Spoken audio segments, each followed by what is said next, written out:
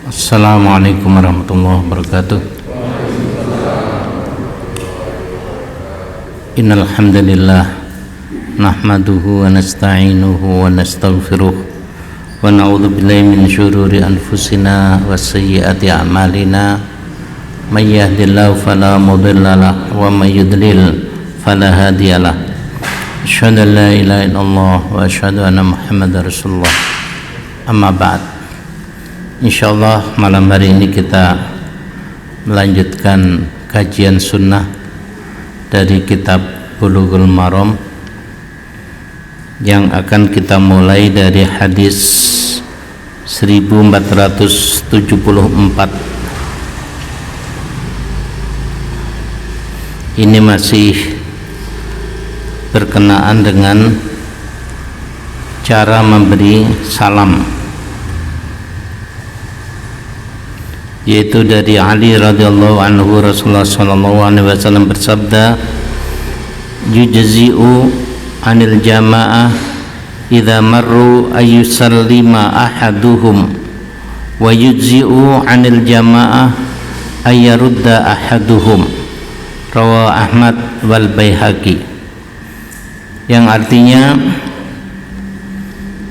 yujzi'u itu artinya mencukupi. Mencukupi itu artinya bahwa kalau satu orang mengerjakan, yang lain sudah tercukupi. Jadi mencukupi al-jamaah. Jamaah adalah orang yang ramai, yaitu apabila mereka melewati suatu rombongan umat Islam yang lain, bahwa salah seorang memberi salam dan mencukupi jamaah apabila salah seorang dari mereka menjawab salam. Hadis riwayat Ahmad dan Al-Baihaqi.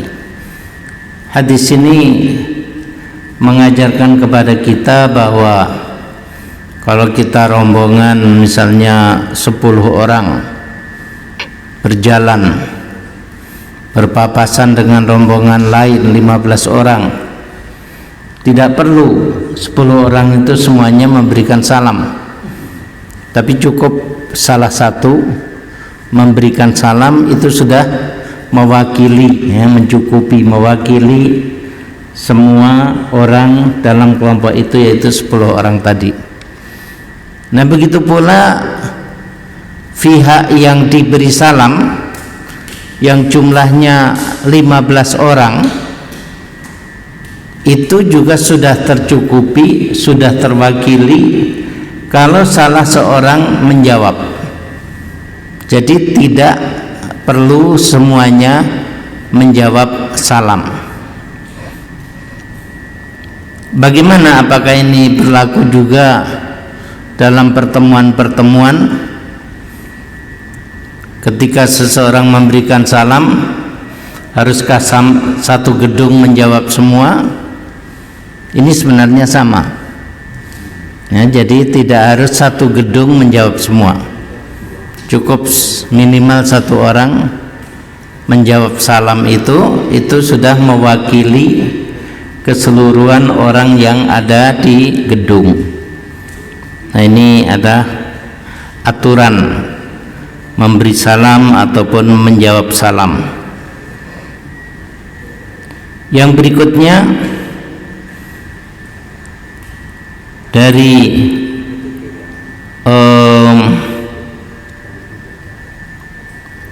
masih dari Ali radhiyallahu anhu, Rasulullah sallallahu alaihi wasallam bersabda, la tabda'ul yahud wan nasara bisalam.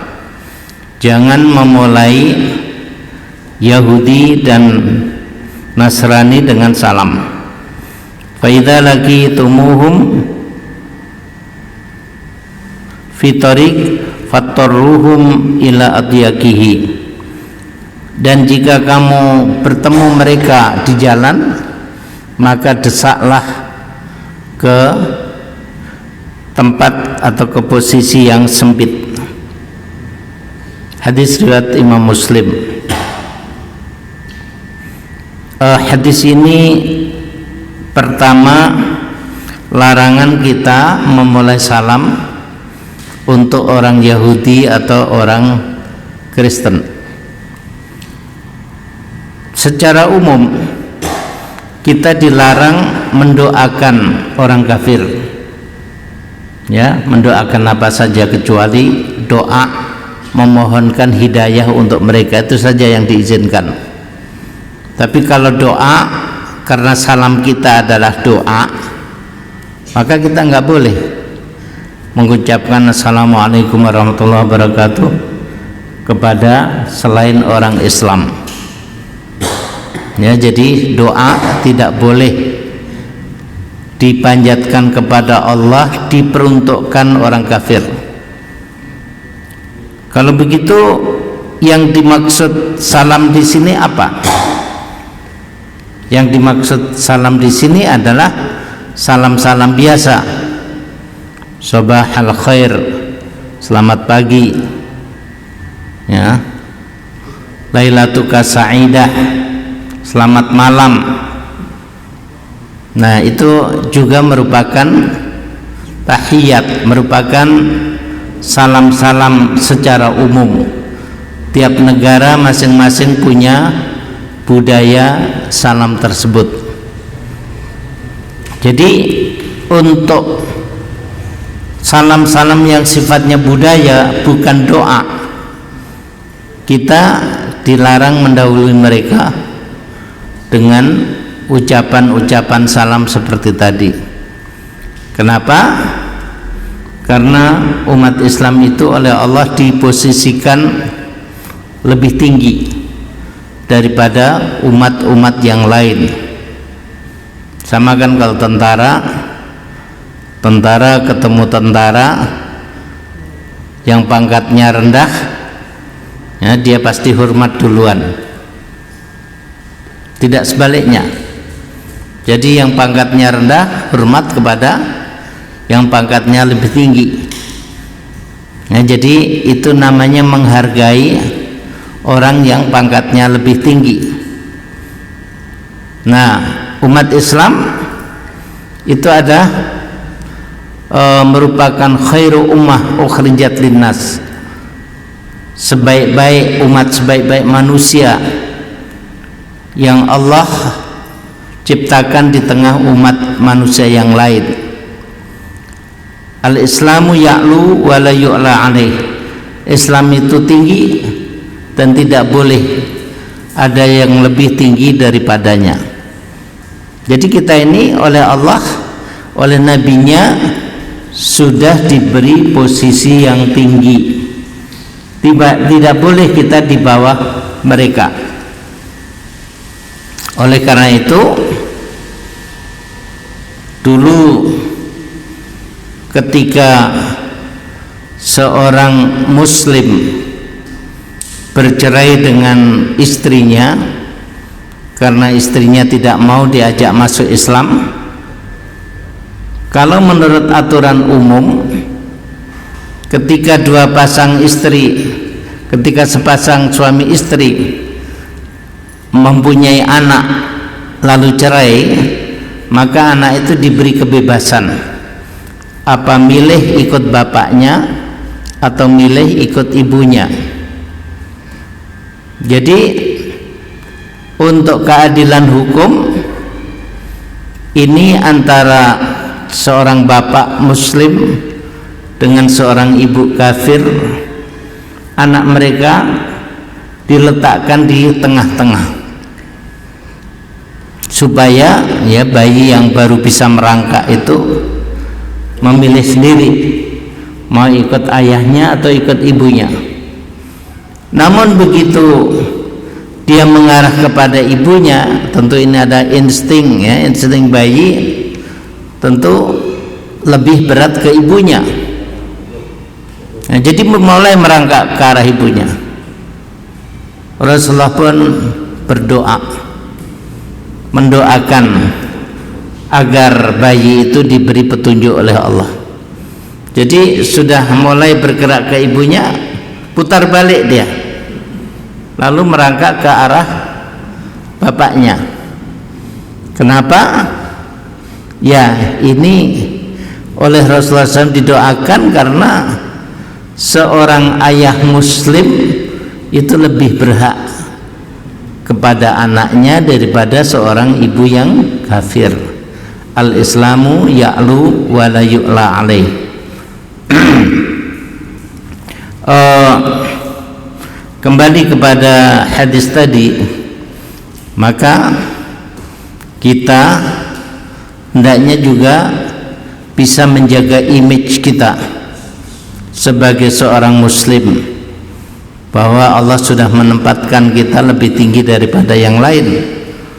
Oleh karena itu kalau ketemu, ya jangan kita yang duluan mengucapkan selamat pagi, tapi biarlah mereka yang duluan mengucapkan selamat pagi. Kemudian yang kedua, bahwa kalau ketemu mereka harus kita desak ke arah yang sempit.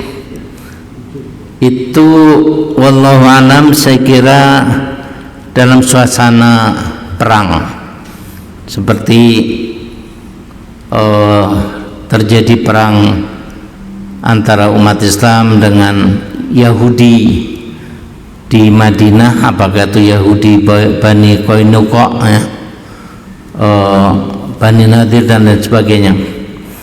Jadi dalam suasana semacam itu, maka umat Islam hendaklah bersifat tegas, bersifat keras terhadap musuh-musuh Islam. Misalnya kita bersimpangan sama jalan-jalan, ya, kita berpapasan bersimpangan di atas trotoar yang sempit, ya jangan kita yang ngalah, yang minggir, tapi hendaklah kita tetap berjalan tegap biar mereka yang minggir, ya. Itu wallahu alam, tapi tafsiran saya adalah dalam suasana perang, dalam suasana ada konflik antara umat Islam dan orang-orang kafir. Tapi kalau dalam kondisi normal, maka dakwah itu kita kedepankan. Bagaimana sikap dakwah? Sikap dakwah itu ada sikap ramah terhadap siapapun, termasuk orang kafir. Sikap kadang-kadang kita perlu mengalah, ini dalam rangka mendakwai orang-orang kafir, ya. Jadi sikap dakwah dengan sikap perang itu memang berbeda. Wallahu alam. Hadis berikutnya yaitu dari Nabi SAW. Beliau bersabda, "Idza atasa ahadukum falyaqul alhamdulillah." Kalau seseorang di antara kamu bersin, ucapkanlah alhamdulillah. Wal yaqul lahu akhuhu yarhamukallah. Dan hendaklah saudaranya, artinya orang Islam yang mendengar saudaranya bersin, mengucapkan yarhamukallah. Falyakul yahdikumullah wa yuslih balakum. Lalu orang yang bersin hendaklah menjawab lagi, yahdikumullah, semoga Allah menambah hidayah untukmu, wa yuslih balakum, dan memperbaiki keadaan kamu. Hadis riwayat Al-Bukhari. Jadi inilah suatu yang istimewa, suatu yang luar biasa dari agama Islam, bahwa agama Islam itu memberi petunjuk yang sangat lengkap, sampai perkara-perkara kecil, masalah-masalah detail itu ada petunjuknya di dalam Islam. Beda dengan agama-agama lain. Kalau kita membaca kitab mereka, misalnya Alkitab, ya isinya itu nggak jelas. Kalau dikatakan petunjuk, ya, petunjuk untuk apa? Dikatakan sejarah cerita tentang apa, sangat beda dengan Al-Quran dan As-Sunnah. Jadi Al-Quran ini memang merupakan huda linnas, ya. Di rentetan surat Al-Baqarah ayat 184 ke atas, atau hudan lil muttaqin di awal-awal Al-Baqarah. Al-Quran ada huda, petunjuk. Jadi petunjuk itu adalah merupakan kitab yang memberikan kepada kita arahan agar kita selamat, agar kita bahagia dunia dan akhirat. Sehingga Allah Subhanahu wa ta'ala untuk berbagai hal yang terjadi pada kita selalu memberikan kesempatan kita untuk menjadikannya sebagai bagian daripada ibadah. Kita bersin, kita ucapkan alhamdulillah. Alhamdulillah adalah merupakan ucapan zikir yang kita juga dianjurkan untuk memperbanyak pengucapan alhamdulillah kapan saja, di mana saja, dan itu berpahala. Jadi kita bersin pun oleh Allah diarahkan supaya dengan bersin itu kita juga mendapat pahala.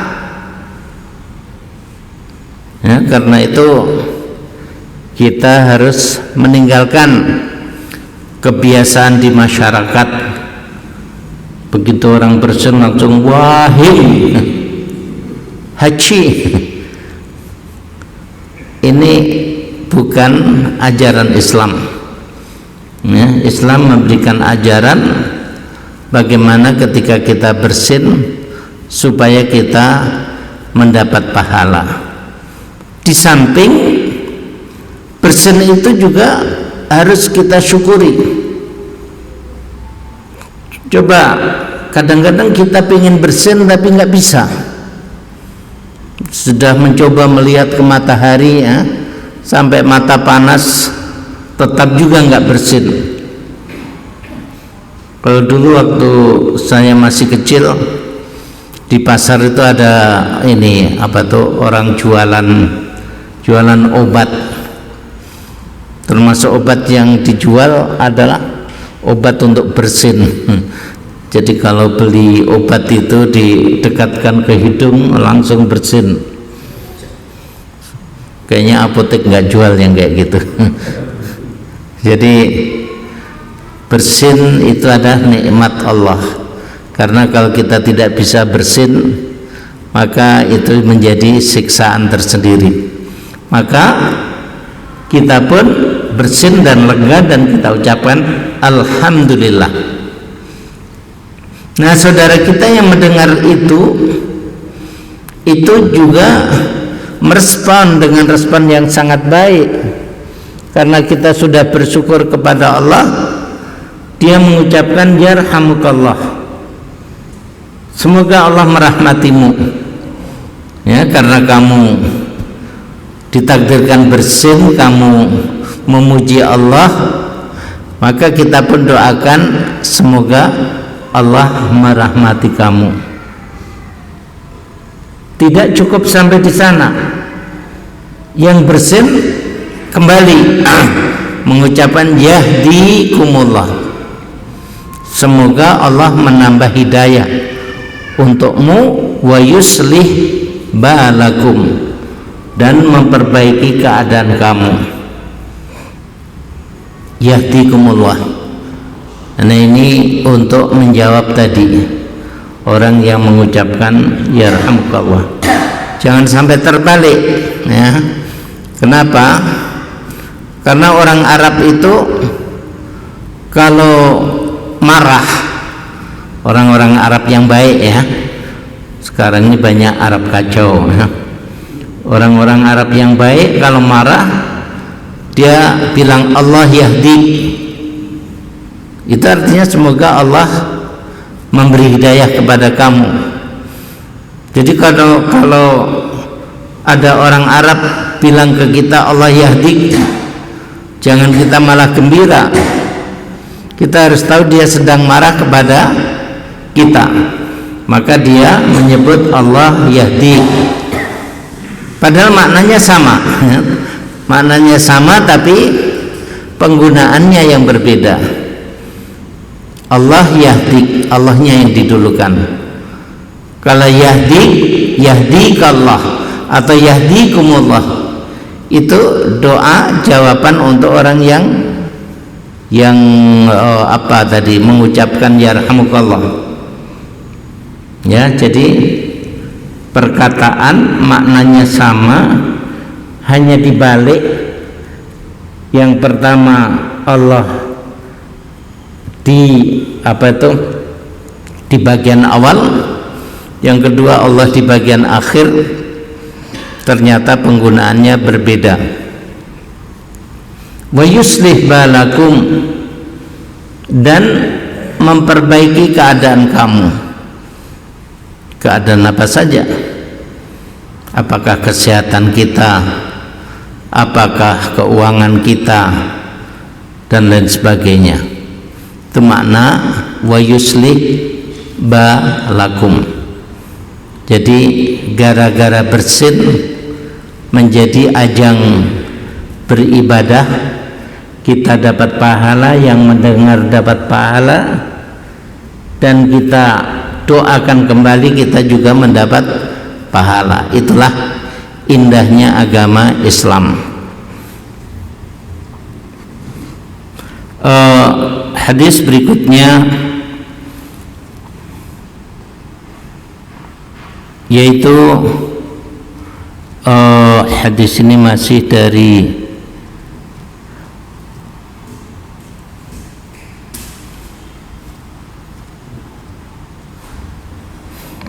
Ali radhiyallahu anhu. Jadi diceritakan bahwa Rasulullah sallallahu alaihi wasallam bersabda, la yashrabanna ahadum minkum qaima, akhraja Muslim. Janganlah seseorang di antara kamu minum berdiri. Hadis riwayat Muslim. Hadis ini seandainya tidak ada hadis lain yang menunjukkan fakta lain, maka minum berdiri itu hukumnya haram. Akan tapi karena ada hadis lain yang juga riwayat Imam Muslim, yang Rasulullah sallallahu alaihi wasallam diceritakan syariba min zamzam wa huwa qaim. Nabi minum dari air Zam-Zam dalam keadaan berdiri. Hadis riwayat Muslim 2027. Jadi mungkin orang berpikir sederhana, tadi ada larangan, kenapa di hadis lain Nabi sendiri seolah-olah berbuat bertentangan dengan larangannya sendiri? Nah, dalam kasus-kasus pertentangan antara satu hadis dengan hadis lain, itu memang bisa banyak arti. Salah satu artinya bahwa larangan yang pertama itu tidak menunjukkan haram, tapi menunjukkan makruh. Ya, karena ini sesuatu yang makruh, sesekali kita kerjakan tidak apa-apa. atau dalam kondisi-kondisi tertentu boleh. Sekarang misalnya kita jalan kaki, ya, jalan kaki ke Cibinong, terus di jalan terasa haus, kita bawa bekal air minum. Nah, kita mau minum, nggak ada tempat duduk, mau duduk di pinggir jalan juga nggak baik, mengganggu lalu lintas. Nah, jadi kita minum aja dalam keadaan berdiri. Nah, ini kondisi-kondisi tertentu di mana karena situasi keadaan, situasi tempat, ya, kita terpaksa harus minum berdiri. Atau kadang-kadang kita menghadiri suatu pertemuan, suatu pesta, tamunya banyak, dan di situ memang tidak disediakan kursi, ya, dan kita nggak mungkin duduk di lantai karena akan mengganggu orang yang ada di sana. Lalu kita minum dalam keadaan berdiri, ya. Dalam kondisi-kondisi semacam itu maka tidak mengapa kita minum sambil berdiri, karena larangan minum berdiri tadi ternyata tidak menunjukkan haram, karena Rasulullah SAW sendiri beliau juga minum dalam keadaan berdiri. Kemudian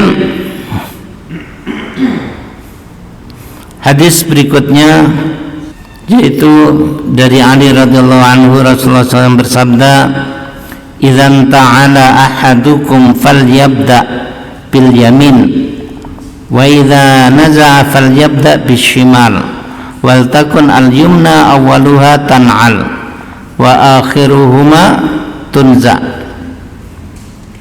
Yang artinya hadis ini masih riwayat yang sama, yaitu riwayat Muslim. Rasulullah berpesan, apabila kamu inta'ala itu dari kata-kata na'al, ya. Na'al itu artinya ada sendal. Apabila kamu pakai sendal, maka hendaklah memulai dengan kaki kanan. Jadi yang masuk sendal kaki kanan dulu. Wa idza naza falyabda bishimal. Dan apabila melepas sendal atau sepatu sama saja, hendaklah dilepas dari yang kiri. Wal takun al yumna awwaluhuma tan'al wa akhiruhuma tunza. Dan hendaklah kaki kanan itu yang pertama dipakaikan sepatu dan yang terakhir dilepas sepatunya. Ini sekali lagi juga aturan terkait perkara-perkara kecil yang sudah ditetapkan di dalam Islam.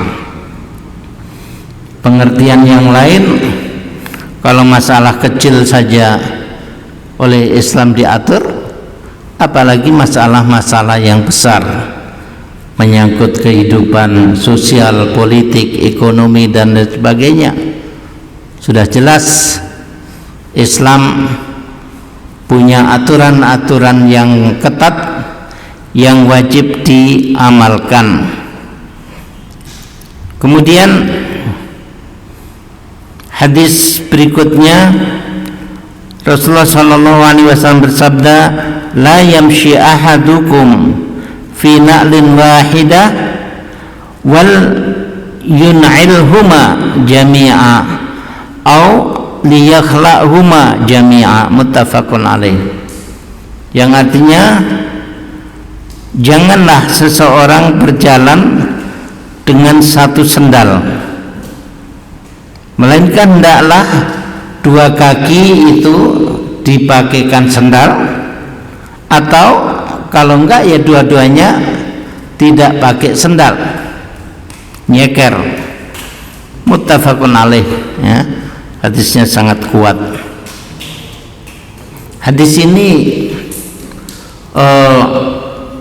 mengajarkan kepada kita bahwa hal-hal yang biasa kita sebut nyeleneh, ya, itu sebenarnya termasuk sesuatu yang dilarang di dalam Islam. Sesuatu yang nyeleneh itu apa?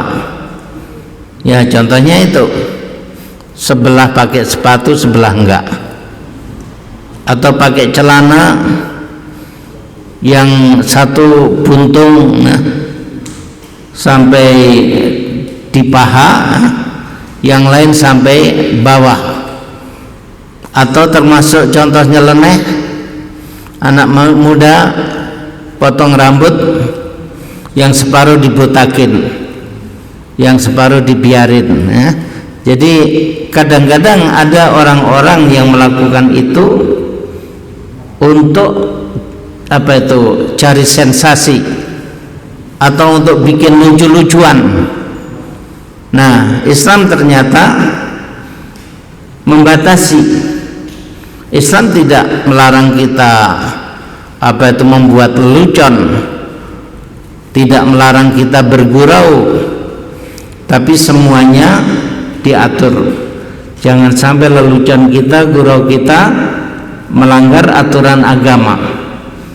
Nabi juga kadang-kadang membuat lelucon.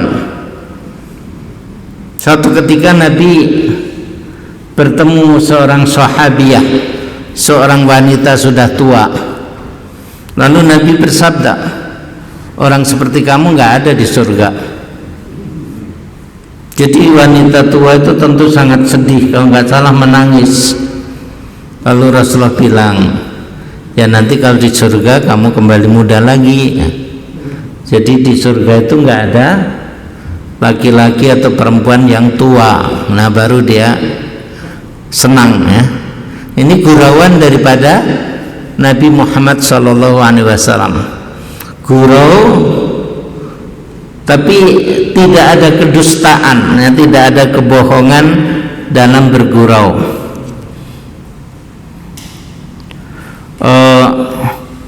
Maaf, waktunya berapa menit lagi? 8 menit.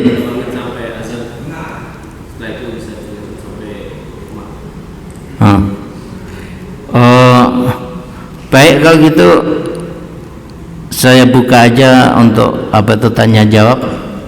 Silahkan, barangkali ada yang mau bertanya. Ya. Waalaikumsalam warahmatullahi wabarakatuh.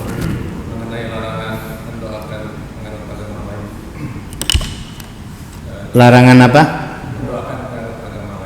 Iya.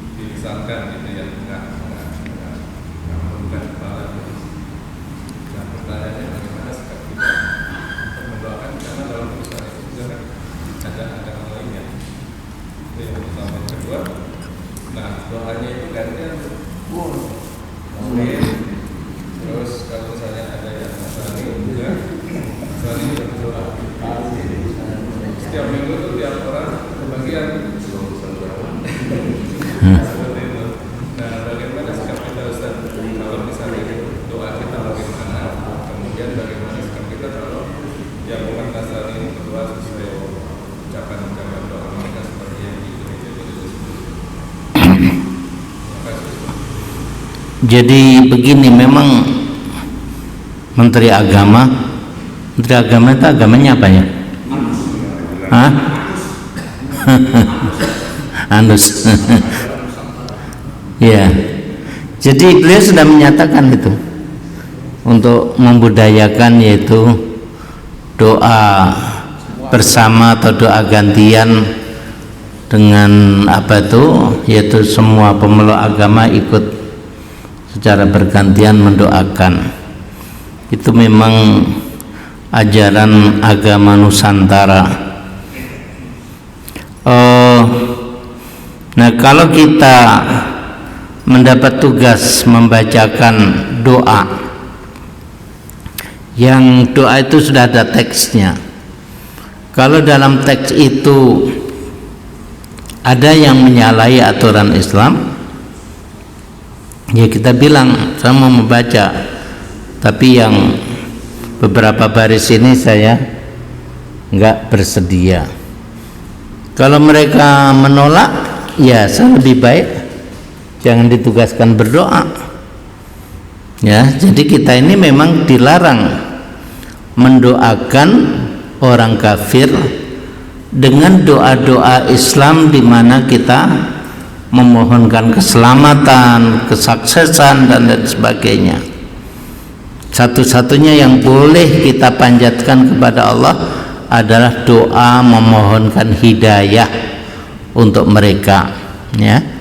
Jadi itu saja. Kalau kita dipaksa membaca doa untuk semua dengan teks yang sudah mereka sediakan dan teks itu menyalahi aturan Al-Quran ataupun Sunnah, maka wajib kita tolak, ya.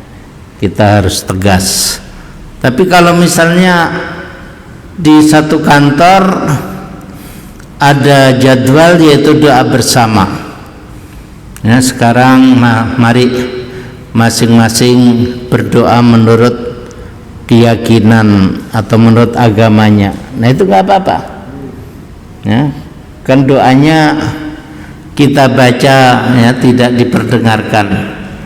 Ya, kita baca sesuatu yang jelas-jelas ada di dalam sunnah, bacaan yang memberikan pahala, bermakna ibadah pada kita, ya, kita pilih sendiri, ya. Tapi kalau jelas-jelas bertentangan, maka wajib kita tolak. Ya, silahkan.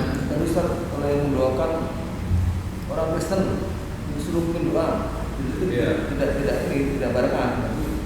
Hari ini jadwal yang mau doa orang Kristen, gimana? Kita mending keluar atau kita? Ya, kita nggak apa-apa di dalam saja. Yang penting ya kita jangan ikut, ya.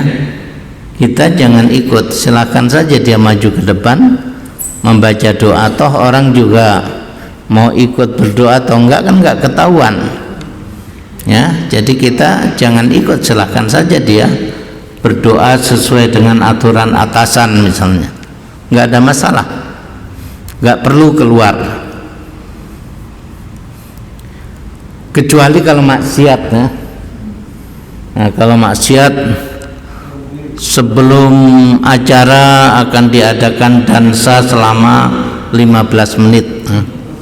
Nah, kita keluar itu, karena itu maksiat. Ada lagi? Ya. Waalaikumsalam.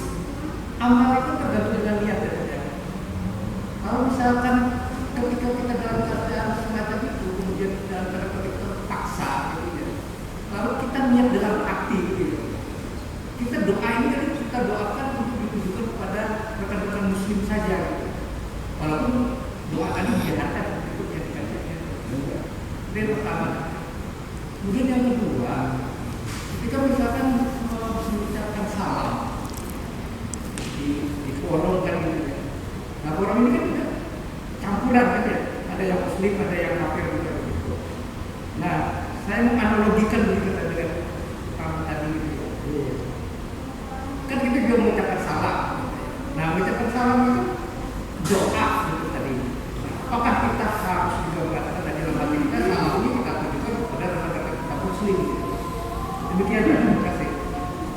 Ya, pertama amalan tergantung pada niat. Ya memang betul, tapi itu harus kita lihat contoh yang ada di dalam sejarah Nabi Muhammad SAW. Dulu itu ada seorang sahabat yang namanya Ammar bin Yasir. Ammar bin Yasir ini punya dua orang tua, yaitu bapaknya bernama Yasir, ibunya bernama Sumayyah. Nah, bapak ibunya ini diancam kalau nggak mau kembali ke agama nenek moyang, mereka akan dibunuh. Dan ternyata benar-benar dibunuh di depan mata anak mereka, di depan mata Ammar. Kemudian karena mereka itu serius, bukan sekedar ancaman, ketika giliran Ammar mendapat siksaan dan ancaman yang sama, dia mengucapkan kata-kata seandainya diucapkan dengan sadar dia sudah murtad, ya, karena dia menyebut Tuhannya orang musyrikin. Lalu dia dilepas.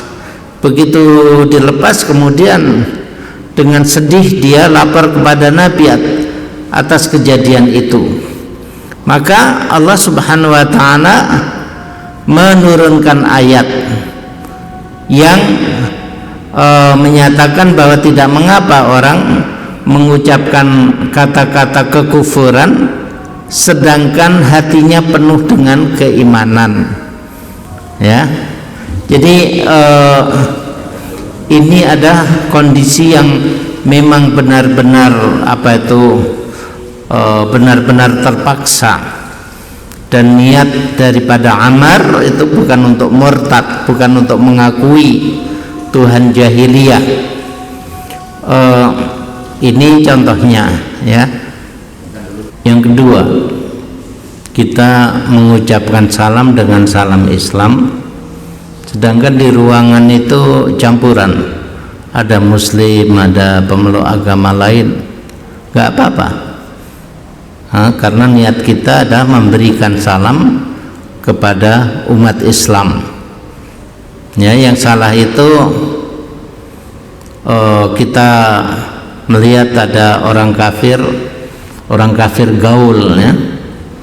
Orang kafir gaul itu sekarang sudah banyak. Ya, Cina kafir tapi masya Allah, insya Allah, assalamualaikum, mereka sudah fasih. Kalau di Malaysia lebih jauh lagi, Cina kafir itu sudah biasa mengucap Allahu Akbar. Jadi saya dulu sampai kaget ketika diajak kawan Malaysia ke bengkel mobil, terus Cina yang punya bengkel itu langsung Allahu Akbar. Saya tanya, apa dia muslim? Bukan, tapi dia biasa gitu, ya. Jadi meskipun mereka tahu ucapan salam, jawaban salam, karena kafir, ya, kita nggak boleh mengucapkan salam Islam kepada mereka. Nah, yang kedua, salam-salam menurut agama mereka, seperti Yahudi atau Kristen salamnya shalom, ya. Nah, itu salam mereka. Nggak boleh kita niru-niru salam mereka, atau salamnya nggak tahu Hindu atau Buddha itu yang biasa diucapkan presiden. Kalau apa itu? Ya, jadi salam milik agama mereka kita nggak boleh, karena itu merendahkan kita sebagai pemeluk agama Islam. Nah, terus yang boleh apa? Yang boleh ya salam nasional kita. Misalnya kita ucapkan Assalamualaikum warahmatullahi wabarakatuh, dan kepada bapak-bapak pemeluk agama lain saya ucapkan selamat pagi, ya. Jadi salam-salam yang merupakan salam nasional, hanya ketika kita menyampaikan sambutan atau menyampaikan satu paparan, ya itu insya Allah nggak apa-apa. Jadi sekali lagi mengucapkan salam kita apabila di ruangan itu memang ada orang-orang Islam, nggak ada masalah, boleh kita lakukan. Silahkan kalau ada pertanyaan lagi.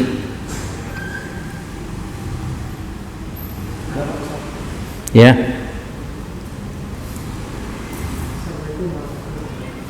Waalaikumsalam warahmatullahi.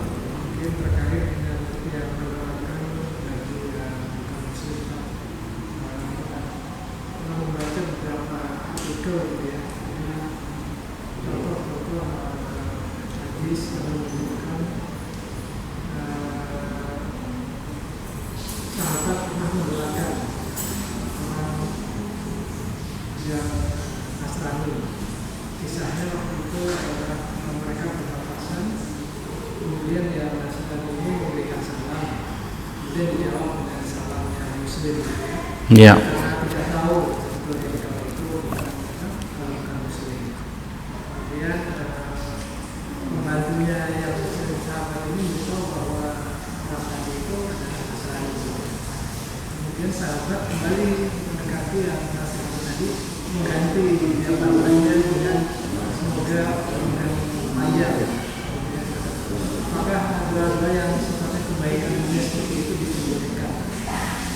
Ya. Jadi kita menjawab salam seperti saya katakan tadi, ya sudah banyak orang kafir yang pintar mengucapkan salam Islam. Kita jawab itu nggak ada masalah karena kita nggak tahu. Ya, kita jawab waalaikumsalam warahmatullahi wabarakatuh, nggak ada masalah. Yang nggak boleh kalau kita tahu. Nah, kalau kita tahu maka kita tidak boleh menjawab salamnya orang kafir, karena dalam jawaban salam kita itu ada doa, dan doa kepada Allah itu hanya Allah khususkan untuk orang Islam kepada orang Islam. Nah, kemudian kalau orang kafir mendoakan kepada kita, ya kita jawab aja amin, ya, mudah-mudahan kamu selamat ya dalam perjalanan, ya kita ucapkan amin. Amin itu untuk kita, amin agar Allah menyelamatkan kita dalam perjalanan kita. Nah, satu lagi, Rasulullah SAW sudah memberikan petunjuk kepada kita. Kalau orang Yahudi atau Kristen mengucapkan Assalamualaikum, maka jawablah Waalaikum. Ya.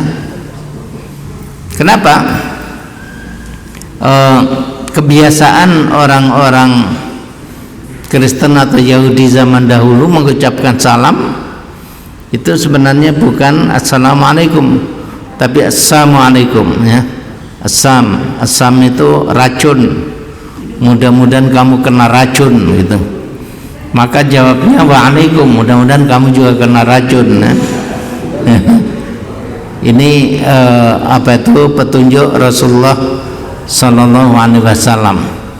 Tapi secara umum, ya kalau mereka memberikan salam dengan salam kita, cukup kita jawab Waalaikum. Kalau mereka protes, kenapa jawabannya cuma sepotong? Ya nanti kalau kamu sudah bersyahadat saya kasih jawaban lengkap. Ya kira-kira begitu. Berapa menit lagi? 4. Ya, mohon maaf saya mau ke toilet. Jadi kajian kita cukupkan sekian. Wassalamualaikum warahmatullahi wabarakatuh.